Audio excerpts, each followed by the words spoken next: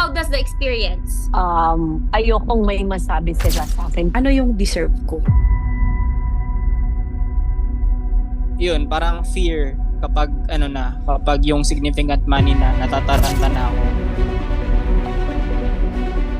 You are blocking your own success towards sales. Tama? So, sino dito gusto yumaman? I feel guilt and tsaka parang kawawa pag nangihingi ng pera. So every time nag-a-ask ako ng money sa iba, I feel nanglilimos ako.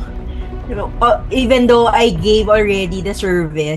Kailan nagkaroon ako ng pera, parang ako naman yung nawala. Pinaghihirapan ko muna yung pera. Pinalakihan ko na I felt like I don't deserve the money. Hirap sa Pinaghihirapan pera. ko muna yung pera.